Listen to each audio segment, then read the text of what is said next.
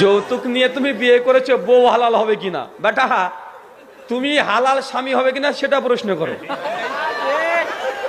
মেয়েটার কি দোষ রে বাবা?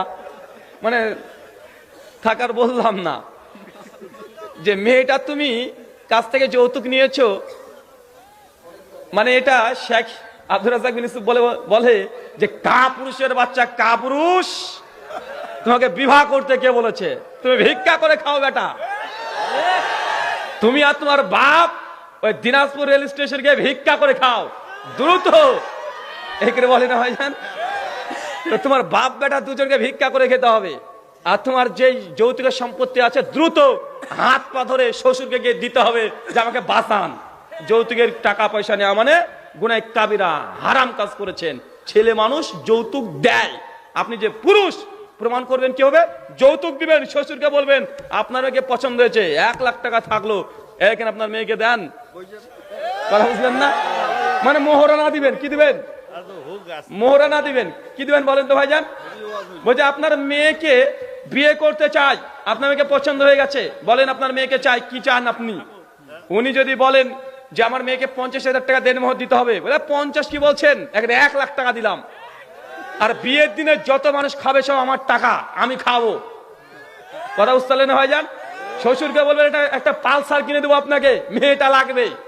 এটা হচ্ছে পুরুষ মানুষের কাজ। আর ওই যে শ্বশুর বাড়ির কাছ থেকে নিয়ে এই খাটে, যে খাটে শুয়ে থাকবে বউটাকে নিয়ে, ওটাও তোমার বউর দেওয়া, তো ও তো বলবে তুমি নিচে সও। ঝামেলা হলে তোমাকে নিচেই শোয়াবে। কেন? ওর বাপের। কার বলেন তো? ওর বাপের। একটু 19-20 হলে আপনাকে 2-4 কথা শুনিয়ে দিবে। তাই কাপুরুষের মতো বিয়ের রাত্রিতে বোর পায়ের কাছে শুয়ে থাকেন না যে ক্ষমা করে দাও আমাকে। মোহরানা 1 লাখ ধরেছে, দিতে পারবো না, 5,000 টাকা নিয়ে মাফ করে, পা ধরে বোর পা ধরেছে, দেখেছেন বাঘ বিড়াল হয়ে বসে আছে। আরে এই দিন মানে ভাবি আলাদা থাকবে। আরে তোমাকে বলেছিলাম 1 লাখ টাকা দেনমোহর দেবো, নগদ ফেলে দিবেন। রাত্রিবেলাতে একটা গোল্ডেন সহ ডায়মন্ডের একটা আংটি নিবেন, বাসুরাতে ঢুকবেন, আরে ভাব নিয়ে ঢুকবেন, সুন্দর করে ঢুকে স্ত্রীকে বলেন পিছিয়ে দাঁড়াও, সালাত আদায় করবো, 2 রাকাত নামাজ পড়বেন, নামাজের সালাম ফেরানো শেষ, কপালে হাত দিবেন, হাত দিয়ে দোয়াটা পরে দিবেন, পড়ার পরে বলে হাতটা দাও, সঙ্গে সঙ্গে আংটিটা পরিয়ে দিবেন, গোল্ডেন প্লাস ডায়মন্ড।